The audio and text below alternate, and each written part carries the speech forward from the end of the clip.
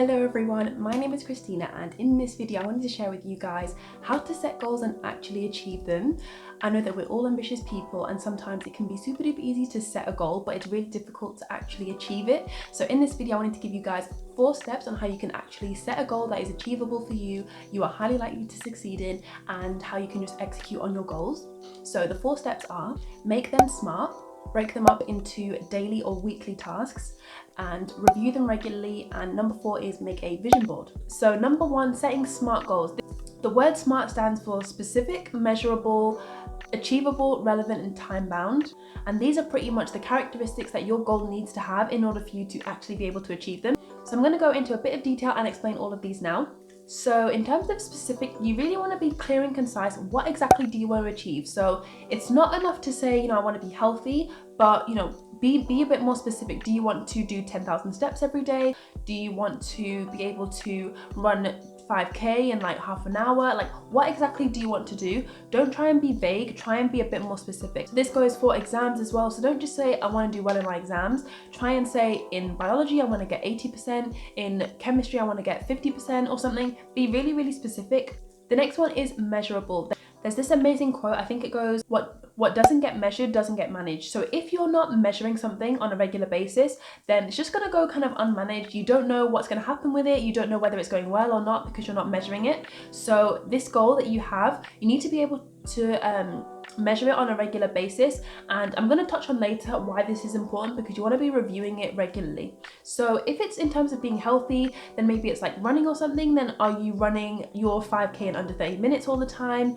Or if it's your exams, are you measuring that, yep, I've got 80% that time, or no, I didn't? Make sure it's something that you can measure, not literally like bring out a ruler and measure the time or the length of it, but just make sure that you can either say yes, I'm on track, or no, I'm not.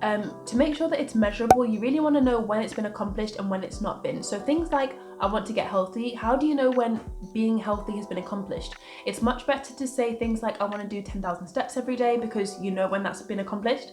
And it's the same with exams as well. I want to get a distinction in this module. You'll know when that's accomplished, rather than just, I want to do well in my exams. And achievable. So you really want to be realistic. I know it's easy to be super ambitious and just reach for the stars and to have like the biggest goals and stuff. That is amazing. It's always good to be ambitious, but you really want to make it achievable. Your goal being achievable is so important, because if it's like a massive goal that you can't achieve, you're going to lose motivation really quickly and just give up. But instead, just make sure that it's a goal that you know that you're capable of. I think a good kind of way to go about this is look at all the things that you've achieved before. For example, you've been able to get like 75% in a subject. Then I think a good goal would be 80%, 85%. Just look at what you've already done and try and reach a little bit higher than that. I think that's a good way to go about things. R was for relevant, so make sure that your goal matters to you and your reason for achieving that goal is specifically for you. It's not for anyone else. If you're doing this goal for anyone else, it's very easy to lose motivation, because you're like, oh, I'm only doing this because my mum wants me to, or I'm only doing this because my boyfriend wants me to, or whatever it is. Try and make sure that you are trying to achieve this goal for you and nobody else. And last was time bound. So it's great to set a goal that's achievable, measurable, relevant, all the rest, but if you don't have a time limit on it, then it's just going to be really long-winded and it's going to carry on forever and ever. So you really want to set kind of like a time limit, I guess, in a way, or just kind of have it time bound. So I think having a defined end date is really, really good. Try and be as specific as possible. So I think having a specific time limit or a specific time period to do this goal will be really, really good, because it kind of gives you like a little nudge, like, oh, I've only got 6 days left, I've only got 2 months left, I need to really like work on this.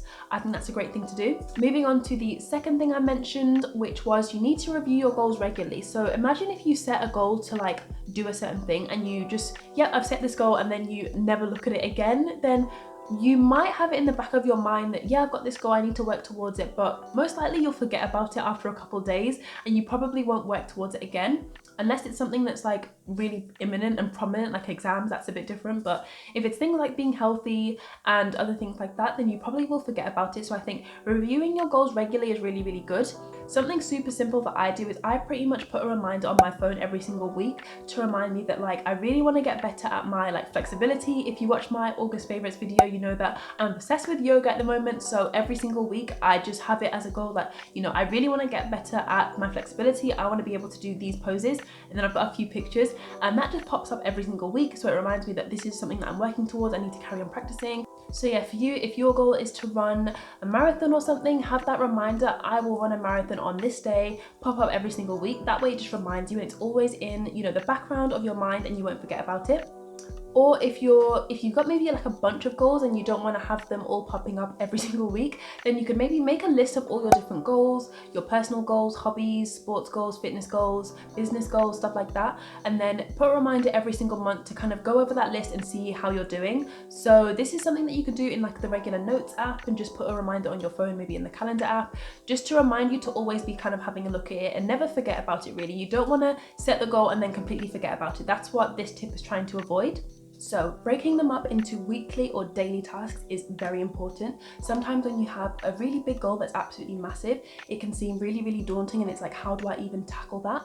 But if your goal is to just do really well in your exams, a daily goal for you might be to study for 2 hours every single day.